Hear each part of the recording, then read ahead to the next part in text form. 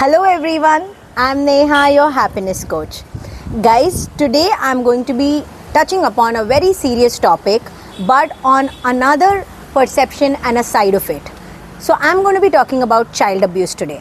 I'm sure all of us, the moment we hear this word, it kind of, rings a different tone in our head, makes us feel very hurt and scared deep down when it comes to our kids and, whenever we have heard of things about child abuse.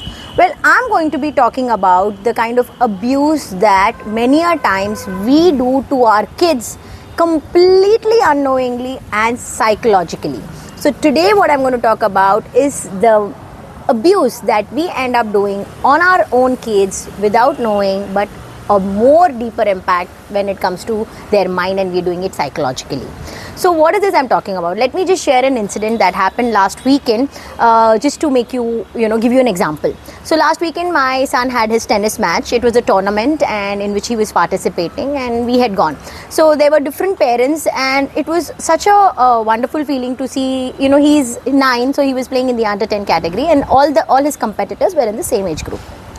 So there was this one parent of a boy again who was playing against my son, and we were watching the match, and continuously that gentleman kept shouting, which is, of course, forget even the rules of the game aside, that telling him that do this, do that, smash it here, lift it there, place it there, all that is all. Until then I can still have a mind saying it's fine, but suddenly it reached a point where his son wasn't playing really well and he started abusing him. And there were a group of people, parents, participants, kids, and other age categories also, they were playing simultaneously on the court.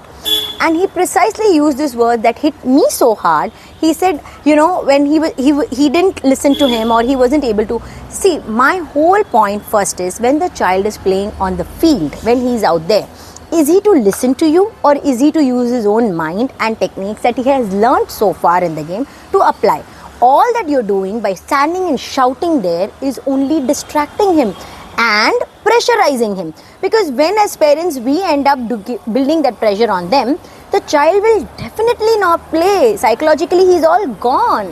And then suddenly God went, what went into him, and then he just said, "Yerumamada ni pe ipdi valyadade." So I was so taken aback by that, and I'm like, how can he be so abusive with his own son? And then the whole incident happened. Of course, he lost the match, and my whole grave sadness and point out here was that his son had absolutely no interest in playing the game at all. So my son is playing tennis because he wants to play tennis, not because me and my husband have decided that for him and we've pushed him into it and just asked him to know that you have to do this. Guys, as parents, at times we only think of where best our kids can go and what can give them the world of money, name, fame, everything. But what we forget is that the base thing, that what is that they're enjoying? Is it really something that they want to do? Please take that time out. Please have that heart. What you're doing to your kids, if you're forcing them mentally to do things that you want them to do, please understand it is also a form of a mental and psychological abuse that you're doing. So this was the point that I really wanted to highlight to all the parents out there, that please understand. Unknowingly, maybe you don't know the right term, I am defining that term for you. It is a psychological abuse. If you are forcing your child to do any such thing that he or she truly deeply doesn't want to do, has zero interest in doing, and you are just doing it or making him or her do just because you like, you want, and somewhere deep down in your childhood you were not able to achieve that, and so today you have decided that your child will do it. Don't be that parent who was forced in his or her childhood to do something that your parents had forced you to do, and you always kept cribbing and cursing them for it till date you do that. Don't repeat the history and make your child do the same thing once he grows up. Please be understanding. It's a game. Somebody will win, somebody will lose. So my son also was the runner-up. He didn't win the finals, but that's okay. They are learning. He's just 9.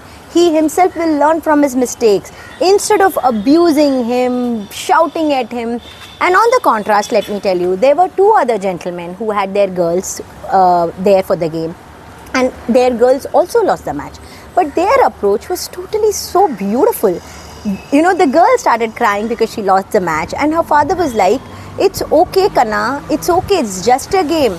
maybe today wasn't your best, or it wasn't your day. You gave your best, but it wasn't your day. So it's okay. Next time we'll win. Guys, sometimes your kids, all that they look into you, for you, is that support. Please don't push them into doing things that they don't want to. I really hope this thought has touched you somewhere deep down, and for all the parents out there who are that pushy and that stringent about having their kids do a certain thing that they have decided for him, I was able to, at least through this medium, get this idea to your mind that what you're doing is not right. There are nicer way of doing things. Sit them down, talk to them, understand. See, I'm not saying the kids would know what they want to do in life so early. That's absolutely fine. But you can always take them there in a very nicer way by explaining things to them, talking to them, and seeing if they are having an interest in the particular thing or not. And if you feel that over the period of time, you can experiment. You can, of course, put them into cricket, into whatever you want them to put them. But then if you feel that they are not having that interest, and if they're telling you that they don't want to continue, please listen to them. Because no point in doing things that they don't want to do, and in the long run will only have scars in their mind and in their heart. Please let me know how this thought connected with you and how you were able to change that attitude of yours and your behavior towards your child. Until then, it's me, Neha, saying